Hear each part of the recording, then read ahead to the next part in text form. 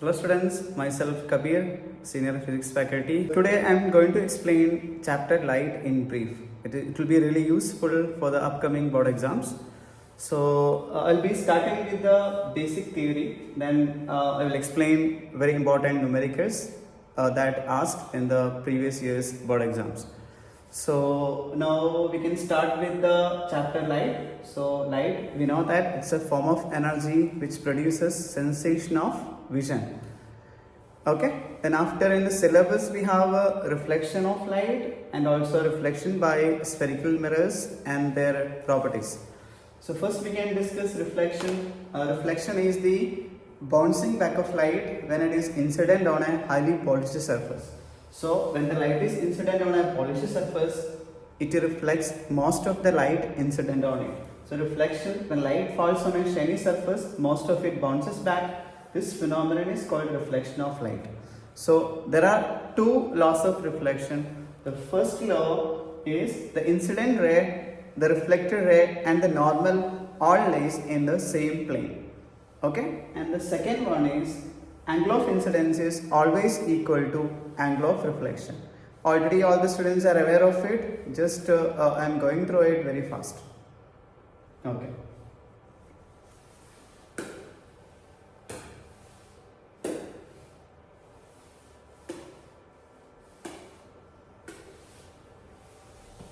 So next we can discuss about reflection which is taking place in mirrors. So we have a plane mirror and also we have a concave mirrors and convex mirrors. So plane mirror means mirror with flat reflecting surface is called a plane mirror. Then in the syllabus we have a reflection taking place in a plane mirror and the curved mirrors. In plane mirror we learned the basic properties in the lower grades, and the first property is the image formed by the plane mirror is always virtual and erect, always virtual and erect, and height of the object is equal to height of the image and object distance is equal to image distance. Also we can say the image is laterally inverted, means your left will be on the right side and right will be on the left side. Okay, these are the basic properties we have for plane mirrors. And then if you talk about curved mirrors or spherical mirrors, so its reflecting surface will be spherical. So we can say it can be curved inwards or curved outwards. If the reflecting surface is curved inward, and that is called a concave mirror. If the reflecting surface is curved outwards, that is called a convex mirror. So we have a concave mirror and convex mirror. Concave mirror means its reflecting surface is curved inwards, and convex mirror means its reflecting surface is curved outwards.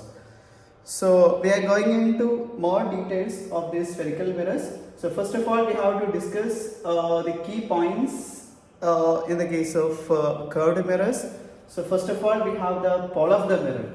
For example, if you have a spherical mirror, so we can just mark the center of this, the geometric center of this mirror. Okay, and that is called pole of the mirror. The geometric center of the spherical mirror is called its pole.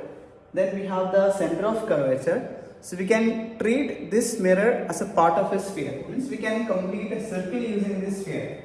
And the center of this imaginary sphere is called center of curvature. And the radius of this imaginary sphere is called radius of curvature. Okay. Then after we have a principal axis. So it is the reference axis. It passes through the center of curvature and pole. The straight line or the imaginary axis which passes through the center of curvature and pole of the mirror is called the principal axis. Then we will discuss about the focus in the next section.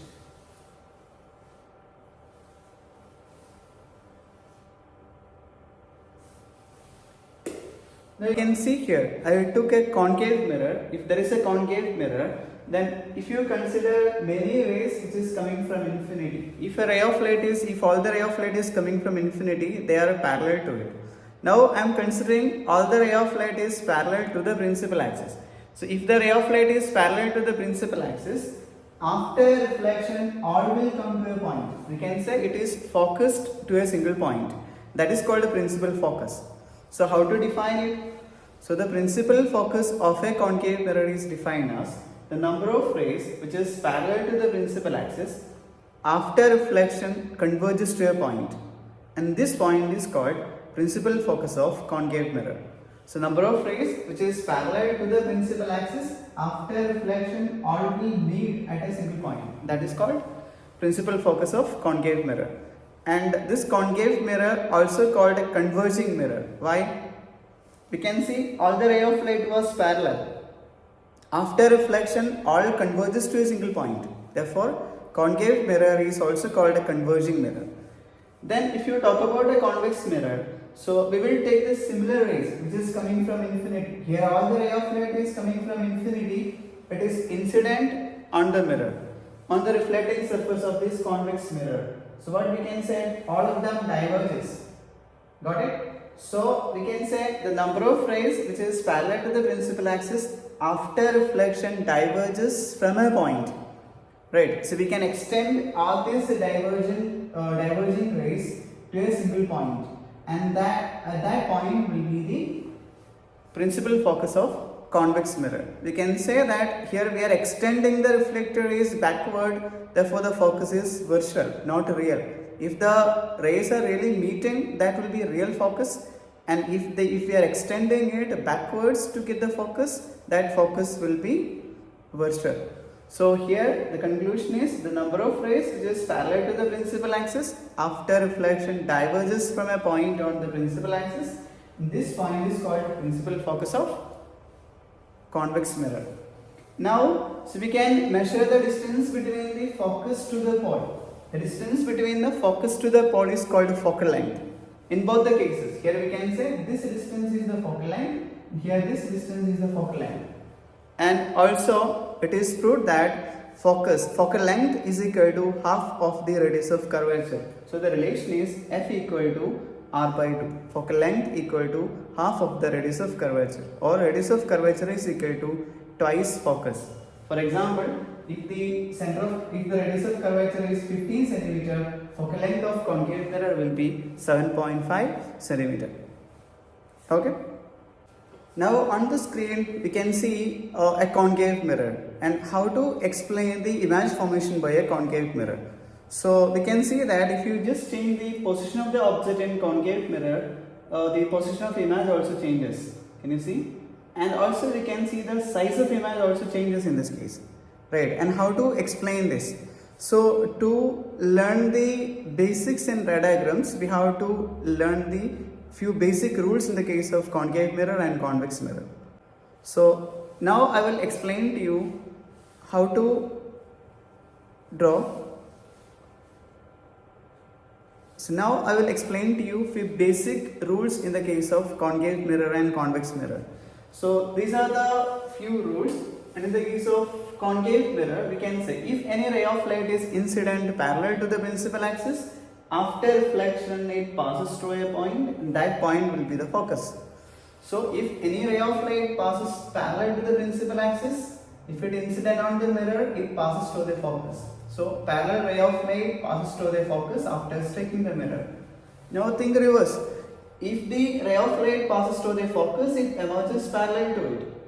And third case, if any ray of light passes to the center of curvature, it retraces its path, or it reflects back along the same path. Finally, if any ray of light is incident at the pole, it reflects. So all the cases it should obey the law of reflection. So you can expect basic level questions regarding ray diagrams in mirrors or lenses. So if you talk about the concave mirror or the ray diagrams in detail, first you can ask why it passes to the focus. So suppose now if you consider a ray of light which is incident here, so our first duty is to draw the normal at the point of incidence. So if you draw the normal at the point of incidence, we can say it passes to the center of curvature. It is a property of a circle. If you draw normal to any point in the circumference, so all the ray will passes to the center of the circle. So here if you draw the normal, it passes to the center of curvature. So therefore we can say if you mark angle of incidence I and angle of reflection should be I, therefore it passes to the focus. So if any ray of light is parallel to the principal axis, after reflection it passes to the focus. Secondly, if any ray of light passes to the focus, now think reverse. So you have to draw the normal here. The normal again passes through the center of curvature. So it will reflect, the reflected rays will go by making same angle with the normal. So if this is the angle of incidence here, and this will be the angle of reflection. So it will reflect by obeying the law of reflection. If you come to the third case, in the case of third ray, if it passes through the center of curvature, why it bounce back along the same path? The reason is simple. If you draw normal here, the normal also passes through the center of curvature. So angle of incidence is 0. So according to law of reflection, angle of reflection should be 0. So it should retrace its path after reflection. And finally, if any ray of light is incident at the pole, it will reflect by making same angle with the normal. So everywhere it should obey the law of reflection. That is why the ray of light passes through or it reflects like this in all the 4 cases. I hope it is clear. Now if you talk about reflection taking place in a convex mirror, so we can see this is the reflecting surface, right? The outer surface is reflecting in the case of convex. So ray of light we are taking from the left side. So if any ray of light is incident parallel to it, so our first duty is to draw the normal. So if you draw the normal here, the normal should pass through the center of curvature. So therefore look, the reflected ray should make same angle with the normal. So therefore it is the only option available. Got it? So if any ray of light incident parallel to the principal axis, after reflection it diverges from a point on the principal axis. Okay? In the second case, if any ray of light is directed towards the focus, after reflection it emerges parallel to it. Okay, so here also it should obey the law of reflection. And next is, if any ray of light is directed towards the center of curvature, it should retrace its path after reflection. So here we are not sending rays to the center of curvature. Why? Center of curvature is coming behind the mirror. So if any ray of light is directed towards the center of curvature, it bounces back like this. So finally, if any ray of light is incident at the pole, it should bounce back by making same angle with the normal. Now we can study the basic ray diagrams in the case of concave mirror. So before that I will tell you what are the cases we have. So these are the 6 cases we have in the case of concave mirror. First case, when object is placed at infinity, so image is formed at the focus, it is highly diminished and point seized, real and inverted. Second, if an object is placed beyond C, so image is formed between C and F and it is diminished, real inverted. Third case, if an object is placed at C, so image is formed at C, so size is same size, it's real and inverted. Next is, if an object is placed between C and F, image is formed beyond C, it is enlarged, real inverted. And also at F, when object placed at F, so it is opposite to this. So if an object is placed at F, image is formed at infinity, highly enlarged, real and inverted. And finally, if an object is placed between F and P, so image is formed behind the mirror, it is enlarged, virtual and erect. Keep in mind, it is the only case in which a concave mirror produces virtual image. They tested many times in the previous board questions, board exams. It's really important. It is the only case in which a concave mirror produces a virtual image and virtual erect. And also we can say only concave mirror produces a virtual, erect and magnified image of an object. Virtual, erect and magnified. So next is for a convex mirror. Convex always produces virtual, erect but diminished. Always virtual, always erect, always diminished in the case of convex mirror. The cases, we have only 2 cases for a convex. First case, when object placed at infinity, so image is formed at the focus which is behind the mirror. It is highly diminished point seized, virtual and erect. Last case, if an object is placed between infinity and pole of the mirror, so image is formed between P and F, that is behind the mirror, diminished, so it is virtual and erect. So now we can see how to draw the ray diagram, how to justify this. Okay.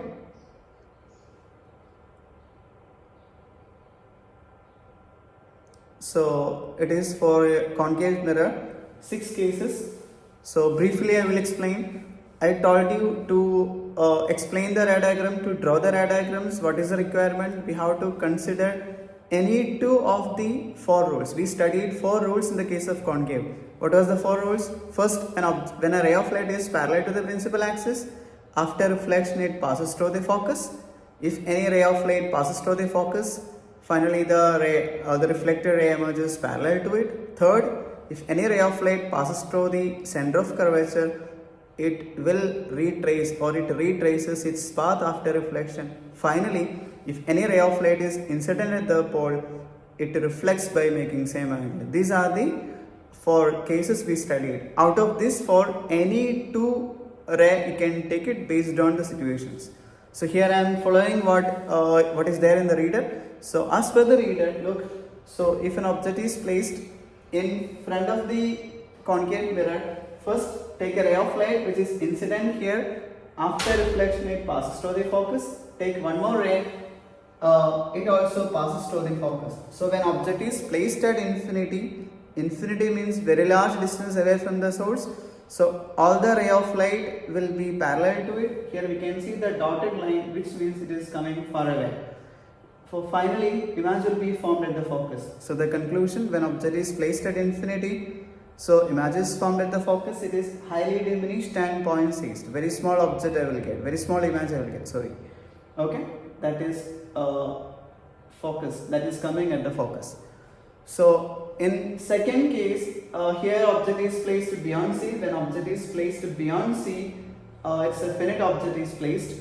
So 2 ray I will take. First, a ray of light is parallel to the principal axis. After reflection passes through the focus. Second, if any ray of light passes through the center of curvature, it retraces its path after reflection. So we can see meeting point. The reflected rays will meet here. That will be the head of the image. Here I took 2 rays from the top of this object. So the top is coming here. So the inverted image will be formed in between C and F. Then in the third case, object is placed at C. When object is placed at C, so we can see image is formed at C itself. How it comes? Take a ray of light which is parallel to the principal axis. After reflection passes through the focus. If any ray of light passes through the focus, it emerges parallel to it. So the reflected rays will meet at a point here. So if we extend it, so we will get the complete image. So we took 2 rays from the top. So top is coming here. So if you just complete the rest of the points, you will get image at C itself. So when object is placed at C, so image is formed at C itself. Size is same. It is real, inverted, same size. So fourth case, when object is placed between C and F. So here also I will take 2 ray. A ray of light is parallel, passes through the focus. If any ray of light incident, it passes through the center of curvature, it bounces back. So we can say the reflected rays will meet here. So here the image is formed. So when object placed between C and F, image is formed beyond C, that is real, inverted, real and inverted plus magnified. And the next case is when object placed at F, we have to take 2 rays. First, ray of light is parallel to it, it passes through the focus. Then if any ray of light which is passes through the center of curvature, it bounces back. These 2 rays are really parallel to each other, so they will meet at infinity. So when object placed at the focus, image is formed at infinity, that will be highly enlarged and real. Then finally, the last case.